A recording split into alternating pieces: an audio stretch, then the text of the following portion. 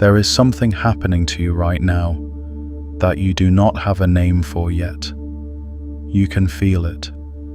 You have been feeling it for a while. This sense that the ground beneath your understanding is shifting, that the things you used to rely on to make sense of your life are no longer holding steady, that what you thought was up is beginning to feel like down. What you thought was solid is beginning to feel like it was always just a story. What you called reality is beginning to look like the thinnest possible surface stretched over something you cannot yet see clearly, but can no longer pretend isn't there. And here is the first thing I want you to understand before we go any deeper together. That feeling is not a malfunction. It is not confusion. It is not a sign that something has gone wrong with you. It is the feeling of a veil lifting, and it is happening to you specifically because you are ready to see what is underneath it. There is a particular kind of person who arrives at a moment like this. They have been called many things across many traditions: chosen, awakened, seers, sensitives. The ones who were always a little bit different, who always felt the gap between what they were told reality was and what reality actually felt like from the inside, who stood in rooms full of people who seemed perfectly satisfied with the surface and felt, quietly and persistently, that the surface was not the whole story. If that is you, then what I am about to tell you is the most important thing you may hear for a long time. Your reality is not falling apart. It is turning upside down. And those are two completely different things. When something falls apart, it is destruction. When something turns upside down, it is revelation. Because when you flip something over, you see what was always on the other side. The side that was facing away from you, hidden not by deception, but by orientation. You were looking at reality from one angle. And now, whether you chose it or not, that angle is changing. And what is being revealed on the other side of everything you thought you knew is not chaos. It is the truth that was always there. But before we can go to the deepest layer of what that means, we need to start at the surface. We need to start with what you think is happening to you. Because the surface explanation for what you are experiencing is real. It just isn't the whole story. And as we peel it back, layer by layer, what you find underneath will not just explain the feeling, it will transform your relationship with it. So let us begin at the beginning. Let us begin with what you think you know. You think you know what reality is.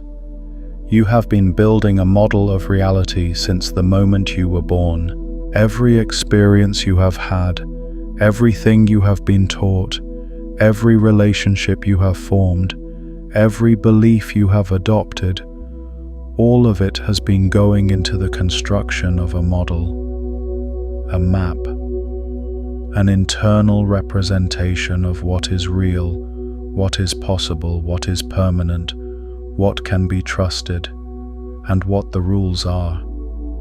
This model feels like reality itself.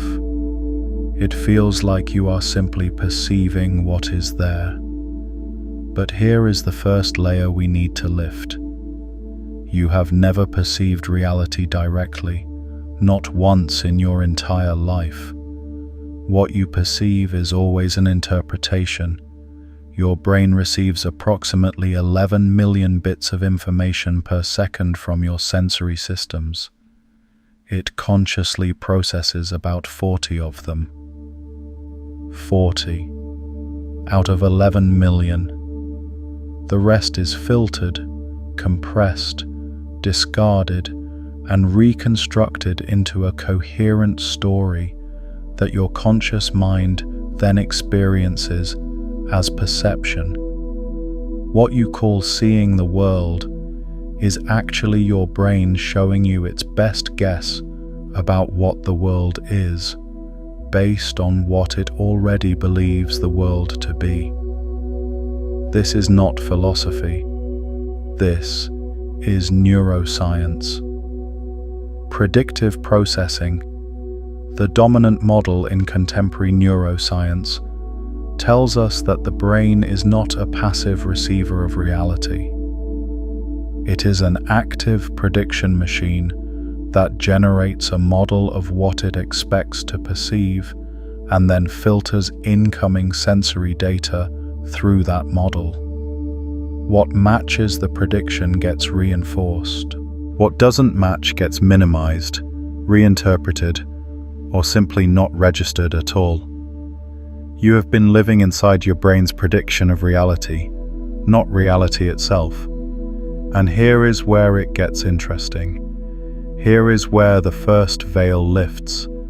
If your experience of reality is actually your brain's model of reality, then when your model changes, your reality changes.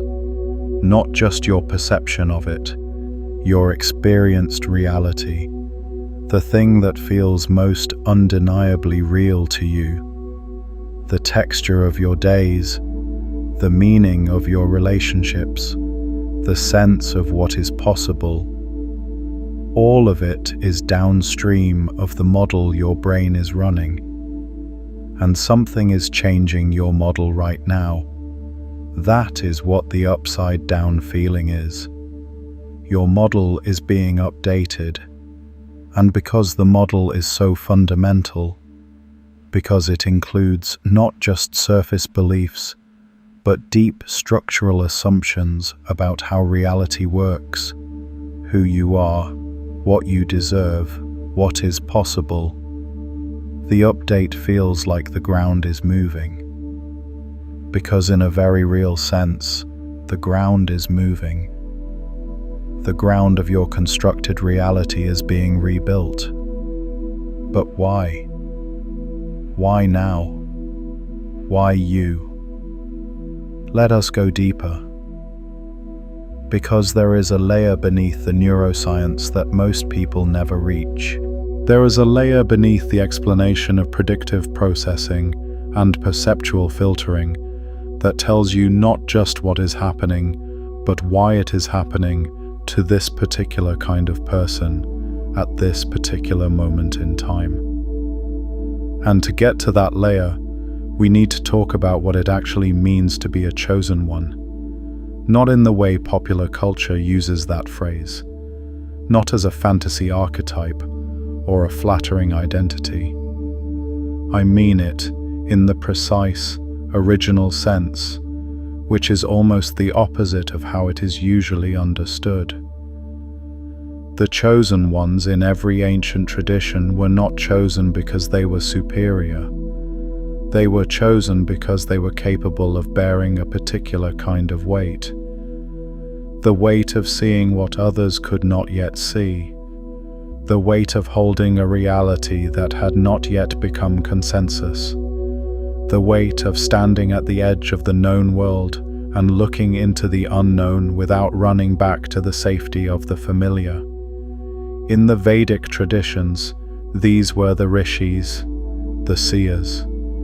Not people who were given special power, but people whose inner instrument of perception had been refined to the point where it could receive frequencies of reality that were invisible to ordinary perception. Their seeing was a burden before it was a gift. It required them to live at the edge of what the collective agreed was real, and to trust what they were perceiving even when no one around them could confirm it. In the Sufi tradition, these were the people who had been cracked open by love, by the direct encounter with the divine reality beneath the surface of ordinary experience. The crack was not a wound to be healed. It was an aperture, the opening through which a different quality of light could enter, and through which a different quality of seeing became possible. In the Hermetic tradition, they were the initiates, people who had passed through a series of deliberate threshold experiences that systematically dismantled their surface understanding of reality and rebuilt their perception from the ground up. Each initiation was precisely an upside-down experience. The world you entered the initiation with was not the world you came out with. The ground had shifted, the ceiling had become the floor, and that was the point. And here is what all of these traditions understood, that our modern culture has almost entirely forgotten. The upside-down experience is not an accident. It is not a malfunction. It is not evidence that something has gone wrong. It is the initiation itself. You are not losing your grip on reality. You are being initiated into a deeper one. If this transmission is reaching the part of you that has always sensed there was more beneath the surface, take a second to like this video and subscribe. There is much more depth where this came from, and I want you to have access to all of it. But here is the layer beneath that. Because even the initiation framework, as profound as it is, still doesn't take us all the way to the bottom of what is happening to you. There is something underneath the ancient wisdom about chosen ones and initiates that goes even deeper. Something that quantum mechanics, of all things, has begun to illuminate. And this is where the veil really starts to lift. Quantum mechanics is the most precisely tested theory in the history of science. Its predictions have been verified to an accuracy of 1 part in a trillion. It is not fringe. It is not speculation. It is the bedrock description of how reality works at the level beneath matter. And what it found beneath the surface of solid matter should have changed everything about how humanity understands reality. It almost did. And then most people stopped at the surface explanation of what it found. Here is the surface explanation. Quantum mechanics discovered that at the subatomic level, particles do not have definite properties until they are observed. An electron does not have a specific location until you measure its location. Before measurement, it exists as a probability wave, a superposition of all the places it could be simultaneously. The act of observation collapses that wave of possibility into a single definite outcome. That is the surface version. Most people stop there and say, "Interesting, but that's just the quantum world. It doesn't apply to everyday reality." The quantum weirdness stays at the microscopic level. Our macroscopic reality is solid and fixed and follows classical rules. But there is a layer beneath that explanation, and the layer beneath it changes everything. The question that the surface explanation leaves unanswered is this: why does observation collapse the wave function? What is special about observation?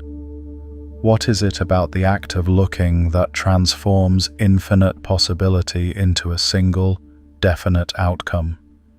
The answer that quantum mechanics keeps bumping up against, the answer that makes physicists deeply uncomfortable because it has implications they are not ready to accept, is that consciousness is not separate from the physical world it observes.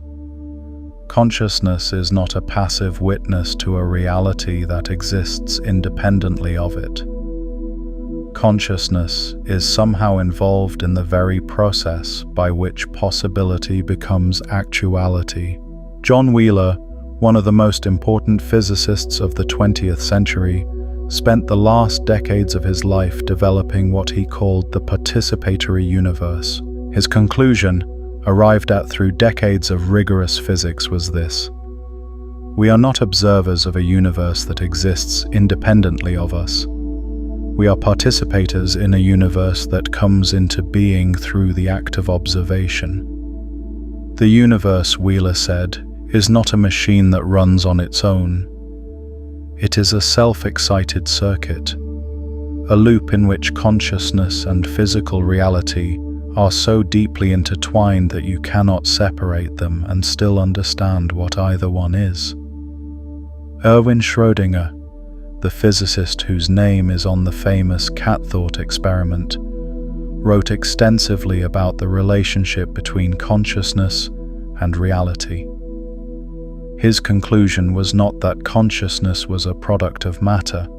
His conclusion was that consciousness and matter were two aspects of the same underlying reality. That the world we perceive as external and objective is, at its deepest level, the same stuff as the awareness that perceives it. David Bohm, whose work on implicate order remains one of the most profound contributions to our understanding of reality, described the visible world, everything we can touch, see, measure, as the explicate order, the surface, and beneath it, he described an implicate order, a deeper level of reality in which everything that appears separate on the surface is actually enfolded together in a unified whole. What we experience as separate objects, separate events, separate people, all of it is the surface expression of a deeper reality in which nothing is actually separate. And here is what that means for you.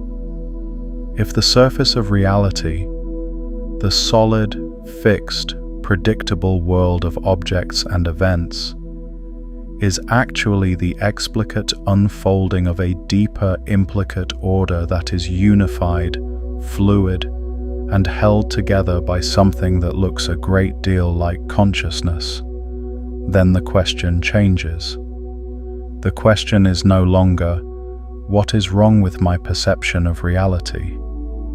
The question is, which level of reality am I perceiving from? Because there are layers.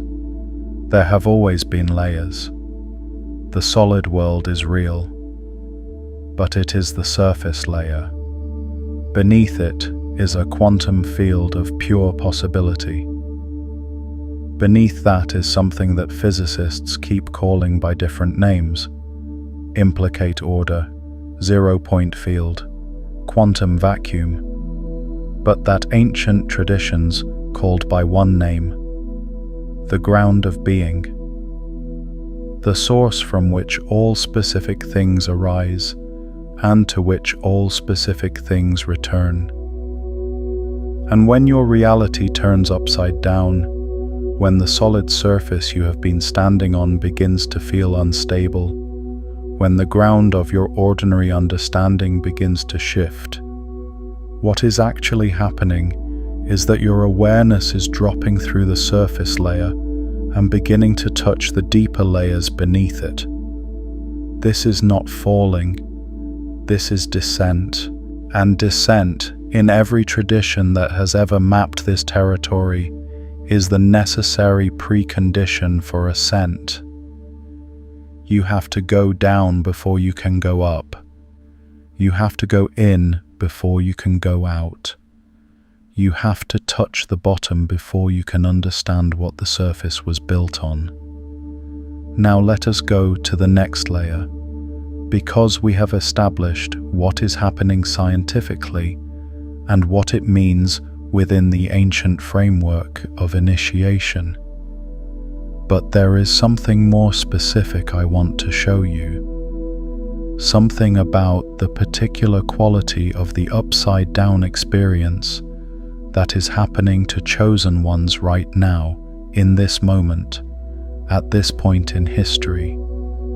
Because this is not random, this is not just personal, there is a collective dimension to what is happening that most people who are experiencing it have not yet seen.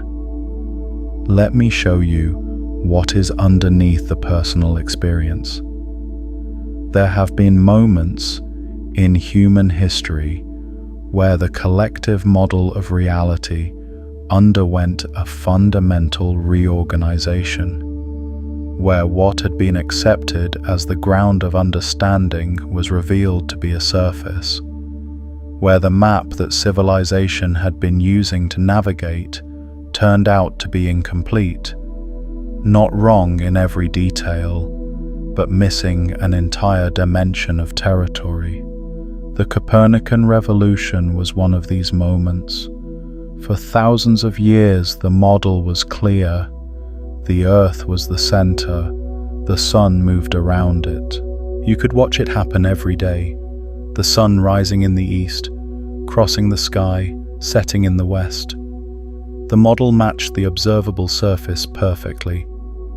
And then Copernicus, and then Galileo, and then Kepler looked beneath the surface.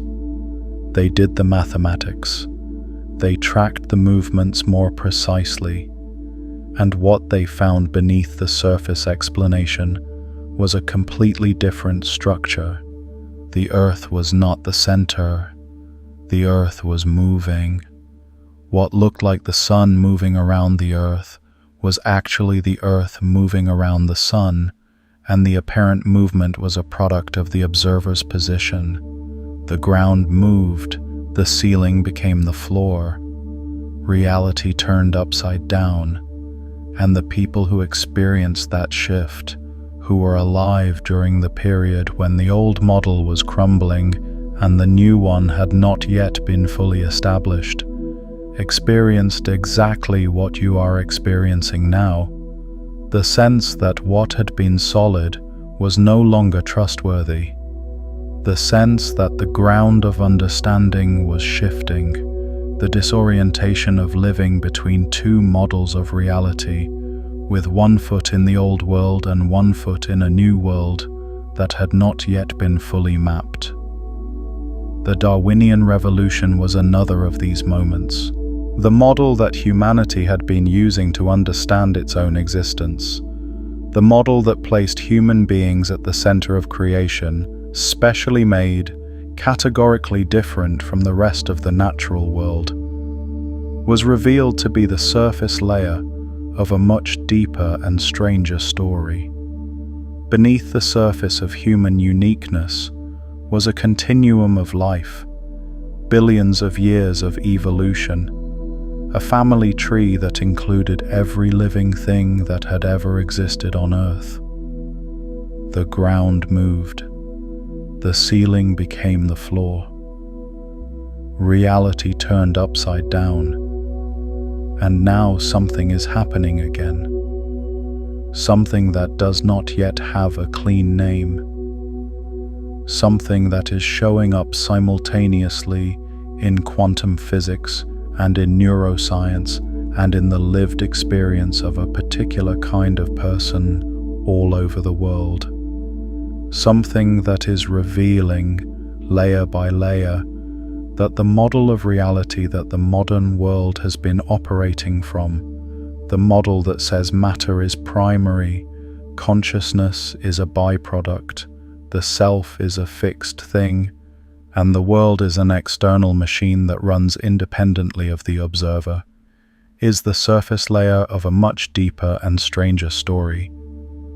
And the people who are feeling it first, the people whose perceptual systems are sensitive enough to register the shift before the collective consensus has caught up with it, are the chosen ones, not chosen by a deity, not chosen by fate in some arbitrary way, chosen by the structure of their own awareness, by the depth of their sensitivity, the precision of their perception, the degree to which they have refused to be fully satisfied by the surface explanation.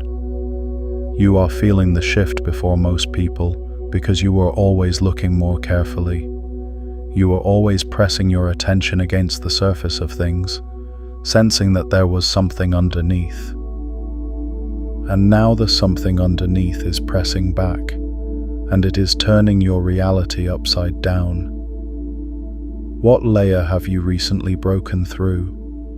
What was the thing you always sensed beneath the surface of your life that you could not yet name, until something cracked open and you finally saw it clearly? Leave it in the comments. I want to know what you found underneath. But there is a layer beneath even this, because I have not yet told you the most important thing. I have not yet shown you what is actually on the other side of the upside down experience. What reality looks like from the perspective that is now becoming available to you. Before I do, I want to tell you a story. There was a woman named Seren who lived in a city built on layers. She did not know the city was built on layers. No one who lived there did. As far as anyone in the city could see, the city was simply the city, streets and buildings and the ordinary business of daily life. The ground was the ground. The sky was the sky. The rules were the rules. Seren was a cartographer. She made maps. She was very good at it. She had mapped every street in the city, every building, every public square. Her maps were precise and beautiful and widely admired. People used them to find their way. But Seren had a problem that she had never spoken aloud to anyone. Her maps never felt complete, not because anything was missing from the surface. She had measured everything. She had verified everything. The surface was fully accounted for. But there was a feeling, persistent, quiet, impossible to name, that the surface was not the whole story. That beneath the streets she had mapped, there was something else. Another layer of the city that her instruments could not measure and her maps could not capture. She told herself this was irrational. She told herself she was imagining things. She told herself that the surface was real and the surface was sufficient, and whatever she was sensing beneath it was probably just anxiety or overwork, or the particular kind of longing that comes from spending too much time looking at the world through the narrow window of precision instruments. And then one day, the ground moved. Not metaphorically, literally. A section of the street in the oldest part of the city cracked open during a storm, and beneath the cracked surface, Seren saw something that her maps had never accounted for. Beneath the street, beneath the layer of stone and packed earth that the entire city had been built on, there was another city, older, larger, with its own streets and its own buildings and its own logic. A city beneath the city, a layer of reality that had been there the entire time, holding up everything above it, invisible because no one had thought to look. Seren stood at the edge of that crack in the ground for a long time. She was frightened. Of course she was frightened. Everything she had mapped, everything she had believed she understood, was now revealed to be the surface of something she had never mapped at all. Her entire body of work was suddenly a map of the thinnest, outermost layer of a reality with unknown depth. But beneath the fear, there was something else. Recognition. She had always known. Some part of her had always known. The feeling she had never spoken aloud, the persistent sense that the surface was not the whole story, had not been irrational. It had been accurate. It had been her perception registering something real that her instruments could not measure and her maps could not capture. She was not losing her mind. She had been seeing more clearly than everyone else all along. Seren spent the rest of her life mapping the layers, not just the city beneath the city, but the layers beneath that, the geological strata, the underground rivers, the roots of the oldest trees, the networks of connection that existed beneath the visible surface of everything. Her maps became famous not for their precision, but for their depth. People used them not just to find their way on the surface, but to understand what the surface was built on. And she always said the same thing when people asked her what had changed the day the ground cracked open. She said, "Nothing changed. Everything that was beneath the surface was already there. What changed was that I finally had permission to look. You have always had permission to look. You have always been looking. And now the ground is cracking open, and what is beneath it has been there the entire time. Let us go deeper now. Let us go to the quantum layer. Because there is something specific that quantum mechanics reveals about the upside-down experience that I want you to understand precisely, not as metaphor, as mechanics. One of the most profound and least discussed implications of quantum theory is what is called quantum entanglement. Two particles that have interacted become entangled, linked in such a way that the state of one instantly influences the state of the other, regardless of the distance between them. Einstein called it spooky action at a distance and spent years trying to prove it was not real. Bell's theorem and subsequent experiments proved that it is real. Entanglement is not a theoretical curiosity. It is a fundamental feature of how the quantum world works. But here is the layer beneath the surface explanation of entanglement. Entanglement implies that the separateness we see on the surface, the sense that things are distinct and independent and bounded by space and time, is not the deepest truth about reality. At the quantum level, things that appear separate on the surface are connected in ways that do not obey the rules of space and time. The connection is not transmitted through space. It does not travel at the speed of light.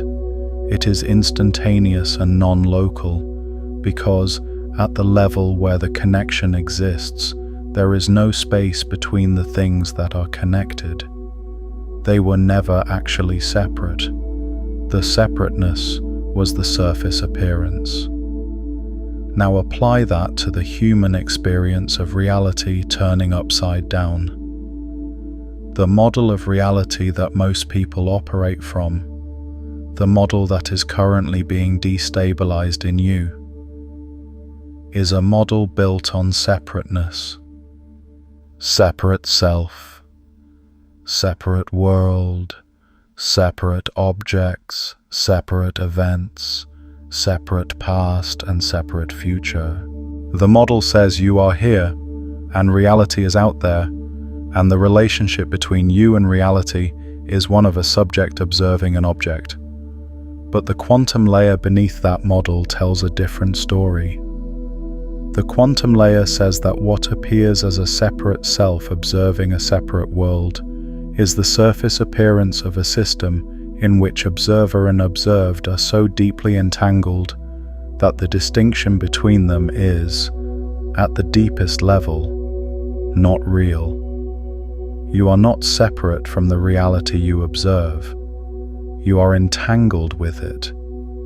Your observation is not a passive recording of what is out there. Your observation is a participation in the process by which what is out there comes to be. And when your reality turns upside down, when the surface model of separate self in a separate world begins to feel unstable, what is happening at the quantum level is that your awareness is beginning to register the entanglement that was always there beneath the surface of apparent separation. You are not losing yourself. You are beginning to see through the surface appearance of a self that was always more connected, more porous, more entangled with the world around it than the surface model allowed.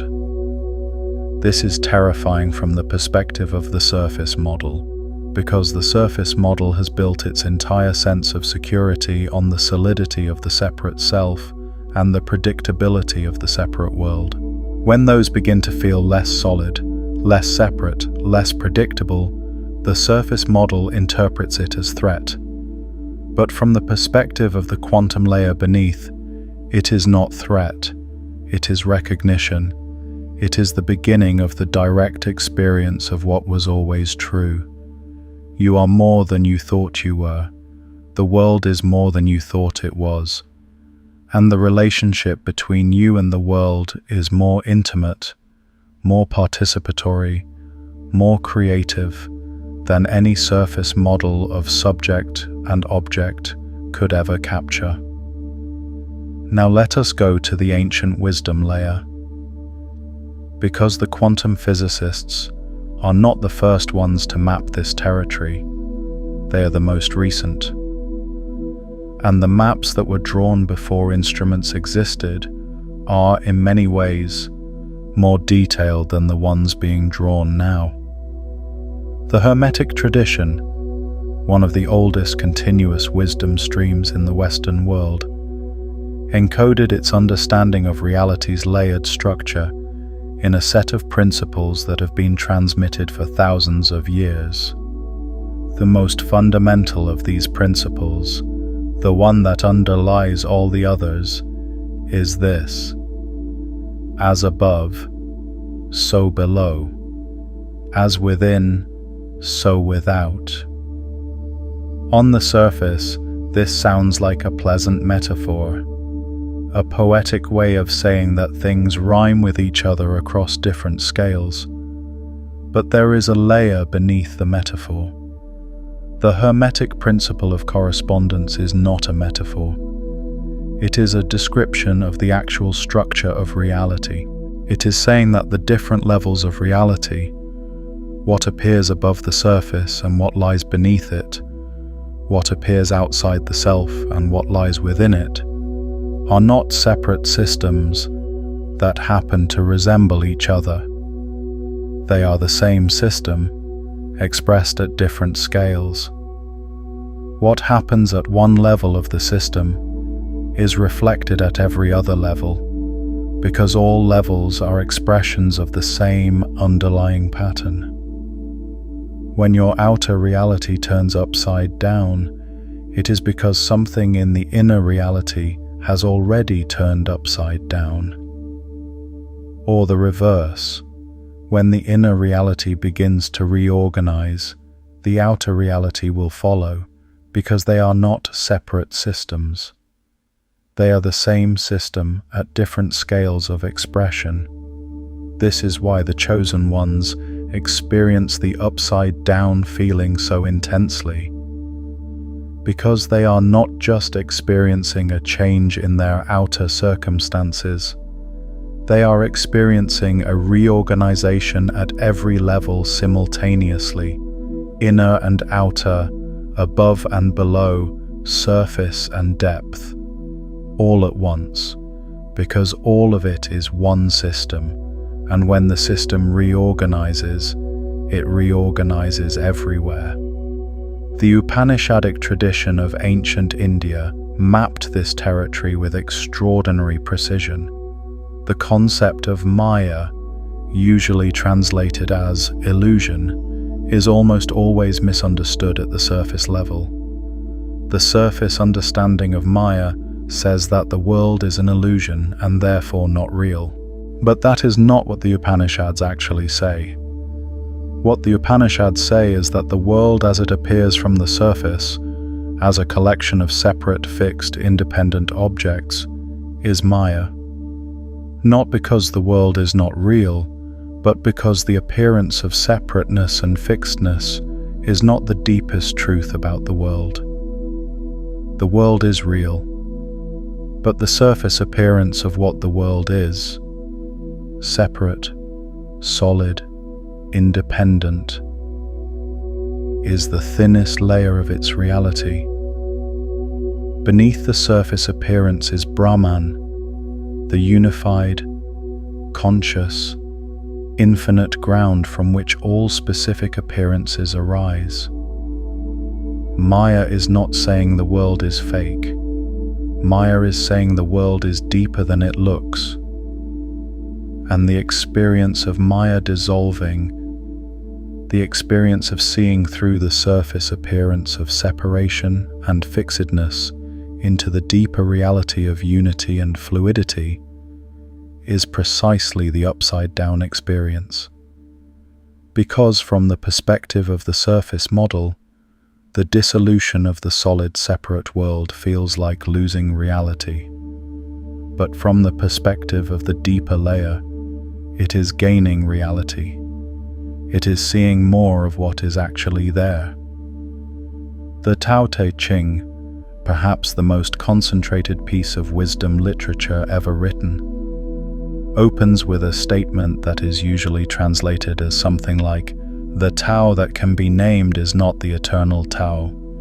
But what Laozi is actually pointing to is exactly this layered structure of reality.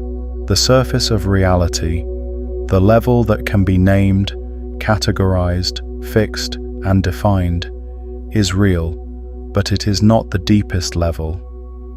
Beneath the nameable surface is the Tao, the unnameable, undifferentiated, fluid source from which all named things arise.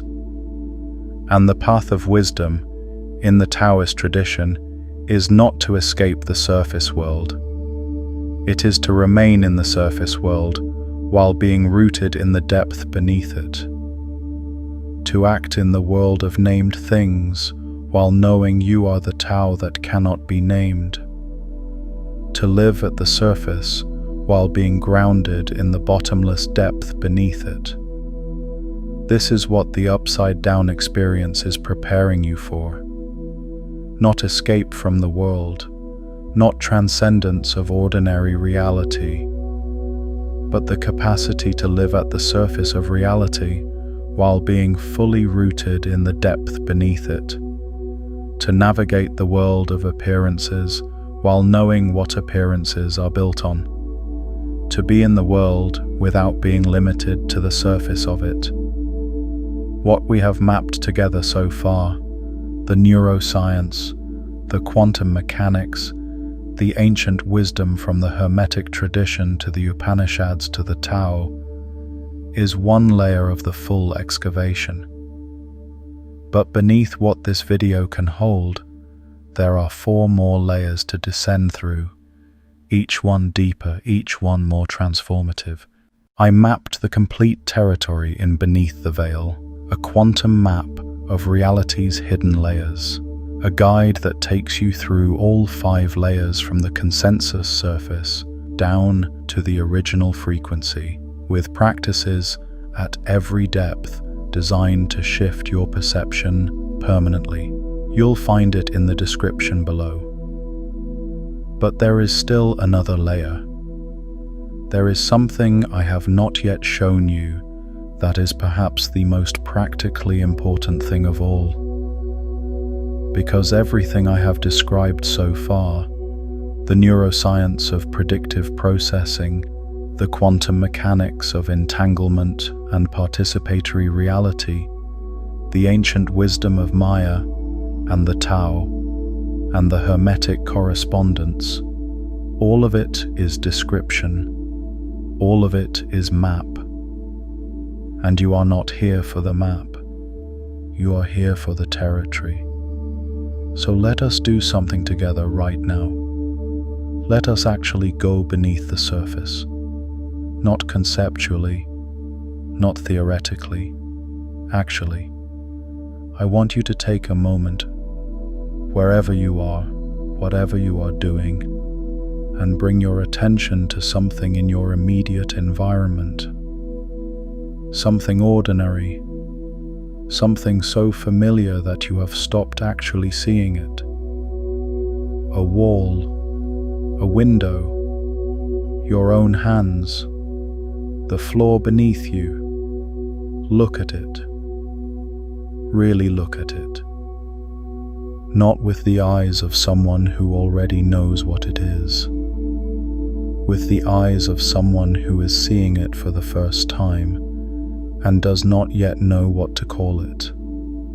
Notice the surface, the texture, the color, the way light falls on it. Now go beneath the surface. Beneath what you are looking at is a structure of molecules. Billions of molecules, each composed of atoms. Each atom mostly empty space.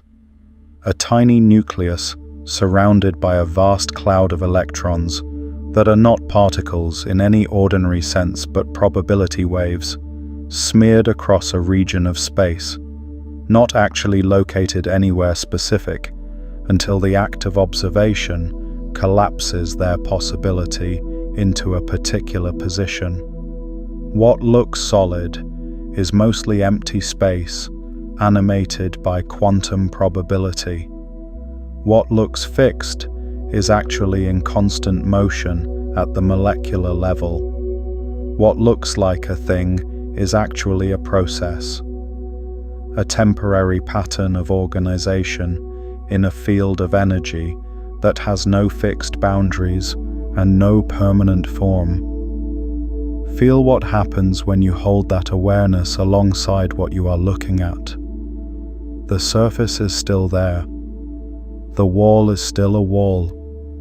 Your hands are still your hands. The floor is still the floor. But beneath the surface of what you are seeing, something else is also there. Something fluid and alive and not fixed at all. This is not imagination. This is physics. And now take that same quality of perception and turn it toward your situation, toward whatever in your life is currently feeling upside down, toward whatever has been feeling unstable or uncertain or like the ground is shifting. Look at the surface of it, the events, the circumstances, the feelings, the fears. Now go beneath the surface. Beneath the surface of the situation is a field of possibility that has not yet collapsed into a single, definite outcome. Beneath the surface of the instability is a reorganization that is creating new structure, not destroying all structure. Beneath the surface of the fear is information, your system registering a change in the field and alerting you to pay attention. And beneath all of it, beneath the situation, beneath the reorganization, beneath the fear, beneath the information, there is something that has not moved, something that the upside-down experience cannot actually reach, because it exists at a level deeper than any surface reorganization can touch. You, not the you that is defined by your circumstances, not the you that is constituted by your beliefs and your model of reality and your sense of what is solid and fixed, not the you that is currently experiencing the upside-down feeling, the you that is aware of all of that, the witness, the presence, the consciousness that is watching the model reorganize, watching the ground shift, watching the ceiling become the floor, and is not itself the model or the ground, or the ceiling, or the floor. That is the deepest layer, and it has never moved. This is what the Vedantic tradition calls the Atman, the self that is not the contents of experience, but the awareness in which all experience arises. This is what the Buddhist tradition points to when it talks about the nature of mind, not the thoughts and feelings and perceptions that arise in the mind, but the aware space in which all of those arise and into which all of those dissolve. This is what the Christian mystics called the ground of the soul, the deepest point of the self, where it touches the divine ground of all being. And this is what quantum mechanics is, in its own language, pointing toward when it places consciousness at the center of the measurement problem. The observer that collapses the wave function is not the brain. The brain is itself an object in the physical world, itself made of quantum probability waves. The observer that collapses the wave function is the awareness that is aware of the brain. The pure consciousness that is not itself a physical object, but is the ground in which physical objects, including brains, arise and are known.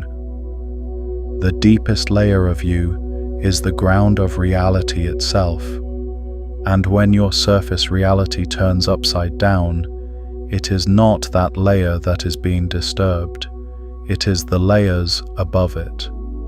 The model, the map, the constructed world of named and categorized and fixed things, those are reorganizing, those are turning upside down. But the ground, the actual ground, the deepest ground, is not moving. It cannot move. It is the thing that everything else moves within. You are that. You have always been that. And the upside-down experience is, at its deepest level, the experience of the surface layers reorganizing in a way that makes the deepest layer more visible, more accessible, more available to your direct experience. Now I want to go to the next layer, because there is something specific about the current moment, about what is happening to chosen ones right now, collectively, in this particular window of time, that I have not yet addressed directly. Something has been accelerating. You have probably felt it. The pace of change in the world, in your own inner life, in the collective conversation about what is real and what is possible, has been increasing in a way that does not feel linear. It does not feel like gradual incremental change. It feels like something is accelerating toward a threshold, like the rate of change itself is changing. There is a concept in complexity theory called a phase transition. It is what happens when a system that has been gradually changing suddenly crosses a threshold and reorganizes into a qualitatively different state. Water gradually cooling until it crosses 0 degrees Celsius and suddenly becomes ice. Not a gradual transition from liquid to solid, a sudden, discontinuous jump from one state of organization to another. The gradual cooling is not the transition. The gradual cooling is the preparation for the transition, and at the moment of the transition itself, the system looks like it is falling apart. The molecular order of the liquid is dissolving, and the new order of the solid has not yet fully formed. From the perspective of the system in that moment, it would feel like chaos, like the ground is moving, like the rules have stopped working. But from the perspective of someone watching from outside, it is not chaos. It is a phase transition. The system is not falling apart. It is reorganizing into a higher order of structure. What is happening to chosen ones right now has the signature of a phase transition. The model of reality that the collective has been operating from. The model of separate selves in a material world, where consciousness is a byproduct and reality is fixed and independent of the observer, has been gradually reaching the limits of its coherence for a long time. The anomalies have been accumulating. The things that the surface model cannot explain have been piling up. The gap between what the model predicts and what people actually experience has been widening, and now the system is approaching the threshold. The chosen ones, the ones whose perceptual systems are most sensitive to the state of the collective field, are feeling it first. They are the leading edge of the phase transition. They are the water molecules at the surface of the cooling liquid that are beginning to form the first crystalline structures of the new order, while the molecules in the interior of the liquid are still moving in the old pattern. It is disorienting to be at the leading edge. It is disorienting to be forming a new structure while the old structure around you is still in the process of dissolving. It is disorienting to be living in the new reality before the new reality has become the consensus. But it is not a malfunction. It is a position. You are at the leading edge of a collective reorganization of the model of reality. And the upside-down experience is the experience of being at that edge, of having your own surface model reorganize ahead of the collective, so that you are already living in the new structure, while the world around you is still in the dissolution phase. This is why it can feel lonely. This is why it can feel like no one else understands what you are experiencing. This is why the people around you, the ones who are still firmly in the old model, may look at you with concern or confusion, because from their perspective, inside the old model, you are the one who seems unstable.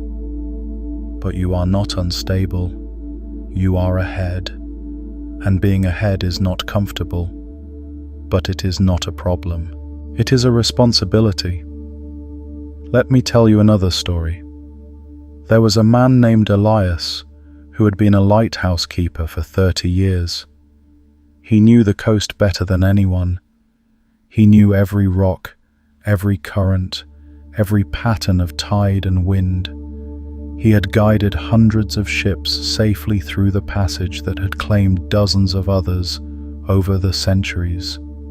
His knowledge was precise and hard-won, and had been built up layer by layer over 3 decades of close attention. And then one year something changed. The patterns he had relied on began to shift. The tides did not behave as they had before.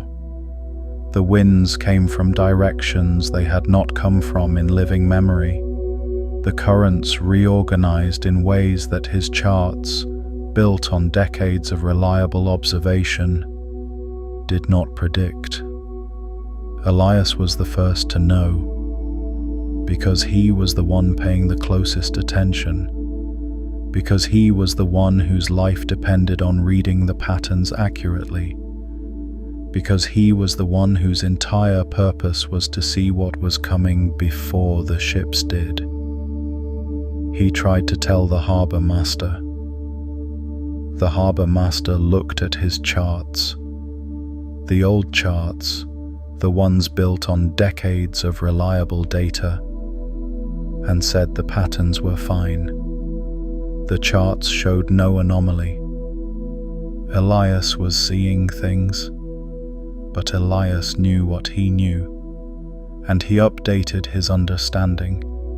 He stopped trusting the old charts and started trusting what he was directly observing. He rebuilt his navigation from the ground up, based not on the accumulated consensus of what the patterns had always been, but on what the patterns actually were right now. And when the storm came, the storm that the old charts had not predicted and the harbour master had not prepared for, Elias was ready. He had already updated his model. He had already mapped the new patterns. He guided the ships through using the new understanding, not the old one. Afterward, people asked him how he had known, how he had been so certain, when all the charts said otherwise. He said, "I stopped looking at the charts. I started looking at the water." You are Elias. You have stopped looking at the charts, at the old model, the consensus model, the model that says reality is solid and fixed and independent of the observer. You have started looking at the water, at what is actually happening in your direct experience, at the patterns that the old charts do not predict, and the disorientation you feel is not because you are wrong, it is because the new patterns have not yet been charted. You are charting them in real time, with your own direct perception. This is the work of the chosen ones, not to escape the confusion, not to find a new fixed certainty to replace the old fixed certainty, but to develop the capacity to navigate in the absence of fixed certainty, to read the water when the charts no longer match, to trust direct perception over inherited model. And this brings us to the deepest practical layer, the layer that transforms everything we have discussed, from interesting ideas into lived experience. The layer of what you actually do with the upside-down experience. Because there is a way of meeting the upside-down experience that makes it worse. And there is a way of meeting it that accelerates the reorganization and brings you through to the other side, with your awareness expanded and your capacity for reality deepened. The way that makes it worse is resistance. When reality turns upside down, the most natural response of the surface self, the self that is identified with the model, that has built its security on the fixedness of the map, is to resist. To try to force the new experience back into the old model, to explain away the anomalies, to seek reassurance that the old patterns are still valid, to look for evidence that the ground is still solid, the ceiling is still the ceiling, the rules still apply. This is resistance, and resistance does not stop the reorganization, it just makes it more painful, because the reorganization is going to happen regardless. The phase transition is going to complete. The new structure is going to form. Resistance does not prevent this. It just means you are fighting the process instead of moving with it. The way that accelerates the reorganization and brings you through to the other side is what the Taoist tradition calls Wu Wei, non-resistance, or more precisely, acting in accordance with the natural flow of what is happening rather than against it. Wu Wei does not mean passivity. It does not mean doing nothing. It means moving with the current rather than against it. It means reading the water and adjusting your course, rather than insisting the water should flow in a direction the charts predicted. In practical terms, it means this. When something in your reality turns upside down, when a belief you held dissolves, when a relationship reorganizes, when a path you thought was clear becomes uncertain, when the ground shifts. Instead of immediately reaching for the old model to explain it away or resist it, you pause. You allow the experience of upside-downness to be fully present. You do not try to resolve it prematurely by forcing it into a familiar shape. You let the wave function remain in superposition a little longer. Because here is what happens when you resist the upside-down experience prematurely. You collapse the wave function too quickly, back into the old pattern. You force the quantum field of possibility back into the familiar classical state, and you miss the new structure that was trying to form. But when you allow the superposition, when you can tolerate the uncertainty, the not yet knowing, the in-between space where the old structure has dissolved and the new one has not yet fully formed, you give the new structure time and space to organize itself. You give the deeper layer of reality time to express itself through you in a new way. This is the practice. This is the specific, concrete, embodied practice that the upside-down experience is inviting you into. Tolerance of superposition. The ability to exist in the space between certainties without collapsing prematurely back into the false certainty of the old model. And here is what develops when you practice this. Here is what grows in the space of that tolerance. Discernment, not the discernment of the surface mind, which distinguishes between familiar and unfamiliar, between what fits the model and what doesn't, but the discernment of the deeper awareness, the awareness that can read the water, that can sense the new patterns forming before they have become visible on the surface, that can navigate not by the old charts, but by direct perception of what is actually happening. This is the gift that is hidden inside the upside-down experience. This is what is on the other side of the disorientation, a quality of perception that most people never develop because they never had to, because they never allowed their surface model to be destabilized enough to require them to develop something deeper, because they kept collapsing the wave function back into the familiar pattern before the new one could form. You are being asked to develop something deeper, and the upside-down experience is the specific pressure that is developing it. Now let us go to the layer that brings all of this together. The layer that reveals not just what is happening and why, but what it means for who you are becoming. There is a concept in developmental psychology called post-traumatic growth. The research on it is extensive and consistent. People who go through significant disruption, who have their model of reality seriously destabilized by loss or crisis or confrontation with something the old model cannot explain, and who are able to process that disruption rather than simply surviving it, often emerge from the experience with capacities they did not have before. Deeper empathy, greater resilience, expanded perspective, a more nuanced and complex understanding of reality, a relationship with uncertainty that is less fearful and more curious. The disruption does not cause the growth. The disruption creates the conditions in which growth that was not possible within the old model becomes possible. The old model had to be destabilized before the new capacities could develop, because the new capacities required a more complex and spacious model to live in. The upside-down experience is not trauma, but it has the same developmental structure.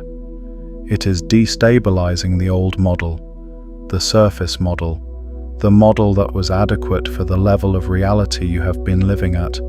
in order to create the conditions for a more complex and spacious model to form.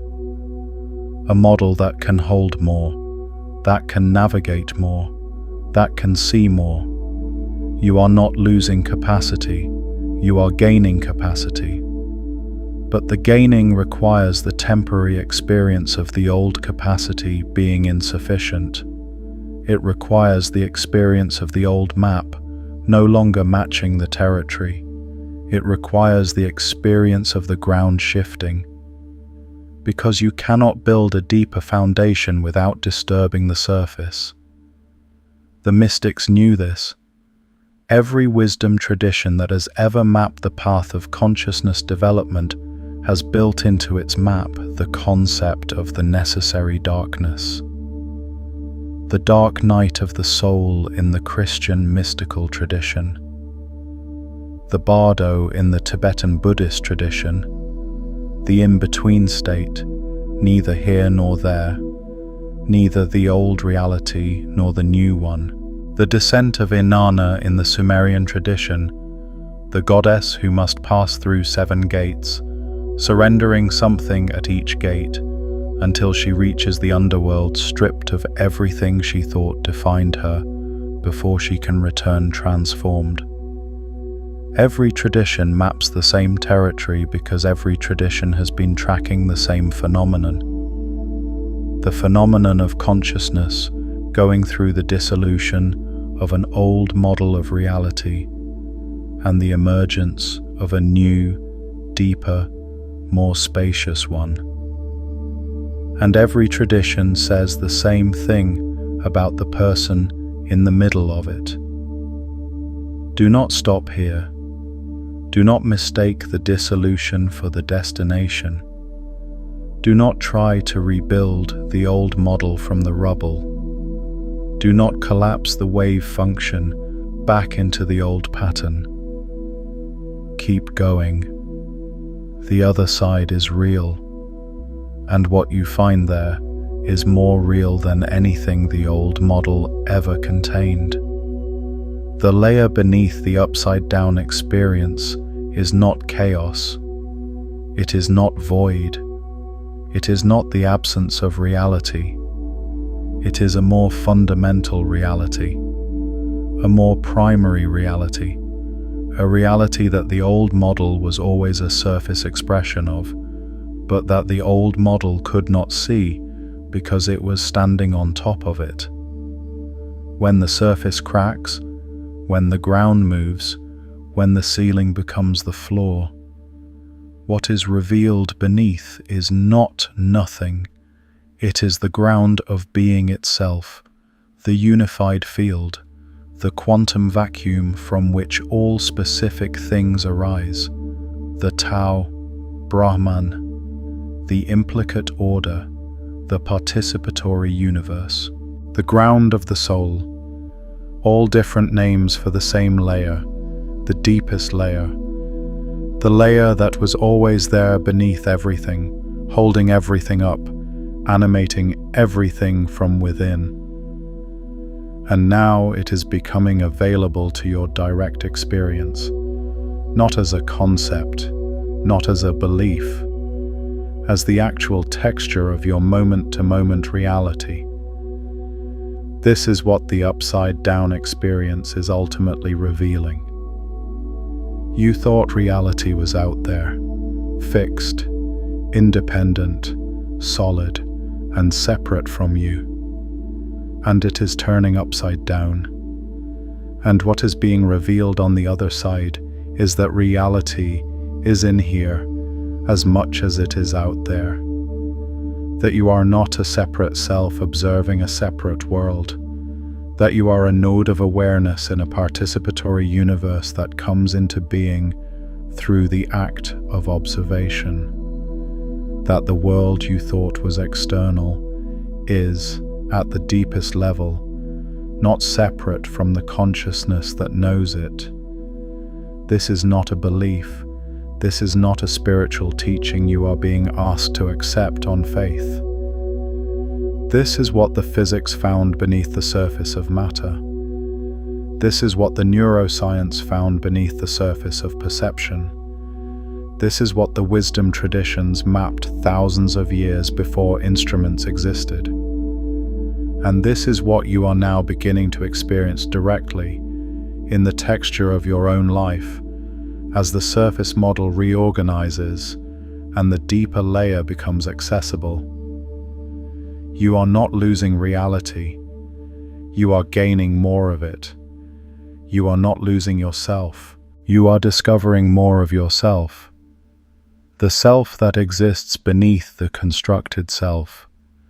The awareness that is aware of the model rather than being the model. The consciousness that has always been the ground of your experience, but that the old model was too busy being solid and fixed and certain to notice. And here is what changes when you begin to live from that deeper layer. Not everything. The surface world is still there. The practical demands of daily life are still there.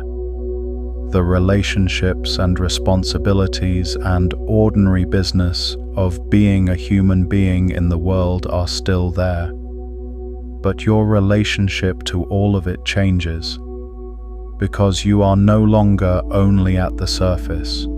You are at the surface and rooted in the depth beneath it simultaneously. You can be in the world of named and fixed things while knowing what those things are built on.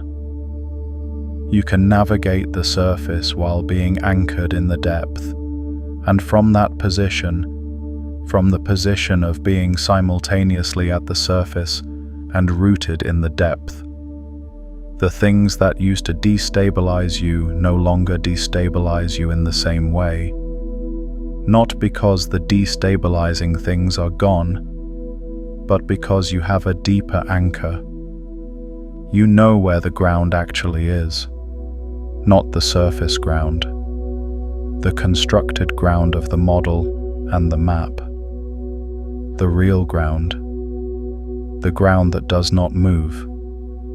This is what the chosen ones are being prepared for.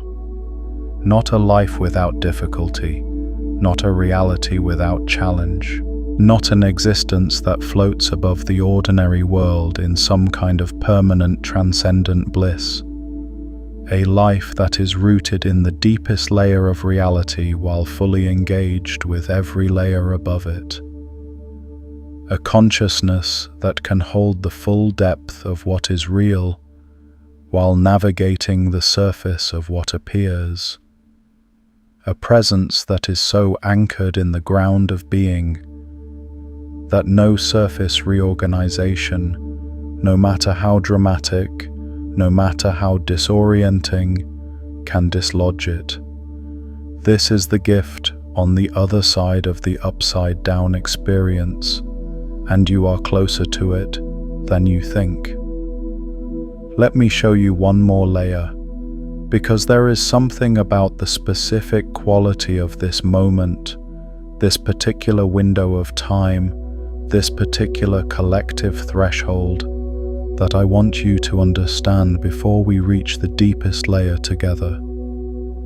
The ancient traditions did not just map the personal path of consciousness development, they also mapped the collective path. They described cycles, great cycles of time in which the collective consciousness of humanity goes through the same process that individuals go through. Periods of expansion followed by periods of contraction, periods of clarity followed by periods of confusion, periods of surface certainty followed by periods of deep reorganization.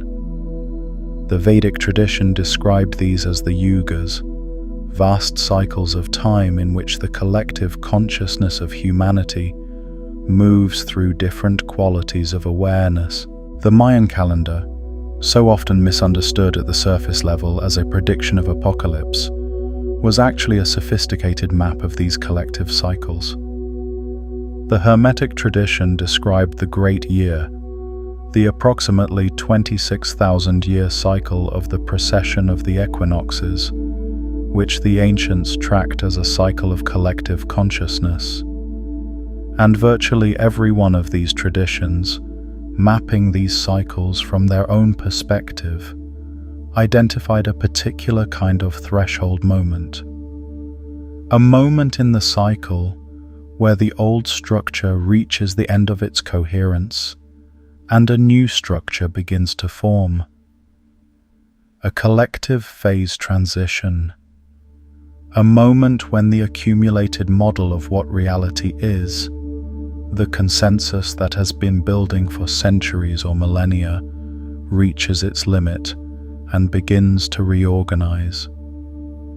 Every tradition that mapped these cycles described the threshold moment the same way, as the time when reality turns upside down, as the time when what was above descends and what was below rises, when the hidden becomes visible and the visible reveals itself as surface, when the old certainties dissolve and the new structure has not yet fully formed. When the chosen ones, the ones whose perception is sensitive enough to register the shift, feel the ground moving before the collective consensus has caught up with what is actually happening, you are not experiencing a personal crisis. You are living at a collective threshold. The upside-down feeling is not your private confusion. It is your accurate perception of the collective field at a moment of phase transition. You are feeling what is actually happening. You are the lighthouse keeper reading the water. You are the cartographer who saw the crack in the ground. You are the seer at the edge of the known world, looking into the new territory that the old maps do not chart. And your job, the specific responsibility of being the kind of person who feels this first, is not to resolve the feeling by collapsing it back into the old model. Your job is to stay with the perception, to trust what you are directly experiencing, to allow the new structure to form through you, in you, as you, and then to be able to show others, when the time comes, what the new territory looks like. Because the chosen ones are not chosen to be separate from the collective. They are chosen to be ahead of it. And being ahead means that eventually the collective catches up. Eventually what you are experiencing now becomes the new consensus. Eventually, the upside down becomes right side up. And what was the new structure becomes the new surface. And then there will be another layer beneath that. Because reality is always deeper than it appears. There is always another layer beneath the current surface. The process of revelation does not end. The veil does not lift once and stay lifted. It lifts continuously, layer by layer, revealing always more depth, always more complexity, always more of the infinite that was always there beneath the finite surface. This is not a destination, it is a direction, and the direction is always deeper. So let us end where all real endings end, not at the conclusion, but at the opening, not at the answer, but at the layer beneath the answer. You came to this transmission feeling something you may not have had a name for, something that felt like the ground moving, the ceiling becoming the floor, the solid surface of your reality becoming less solid than it used to be, something that felt like disorientation or loss, or the particular kind of longing that comes from sensing there is more beneath the surface, and not yet being able to see it clearly. And now you have a name for it. You are in the middle of an initiation, not a comfortable one. Initiations never are, but a real one. A genuine reorganization of your relationship with reality, from the surface layer to the deeper layers, from the constructed model to the ground beneath the model, from the separate self in a separate world to the awareness that is entangled with everything and separate from nothing. And the fact that you are here, that you watched this, that you stayed with it, that you let it take you layer by layer into the depth beneath the surface of what you thought you knew, is not an accident. You were ready to see beneath the surface. You have always been ready. You just needed someone to show you that the crack in the ground was not something to be afraid of, that what is beneath it is not void or chaos or the absence of reality. It is the most real thing there is. It is the ground of everything, the source of everything, the infinite depth beneath the finite surface that was always there, waiting for your awareness to be ready to look. And now you have looked. What has been revealed cannot be rehidden. What you have seen beneath the surface cannot be unseen. The layer that has been lifted does not fall back into place. You are not the same person who began this transmission. That is not a figure of speech. The model has shifted. The perception has deepened. The veil has thinned. And the world you return to, the surface world, the ordinary world, the world of practical demands and daily relationships and the ordinary business of being human, is the same world it was.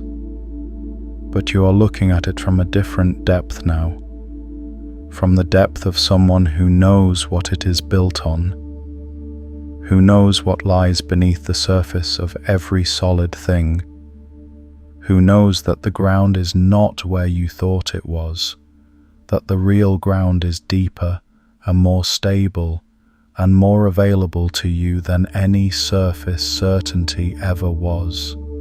This is what it means to have your reality turn upside down.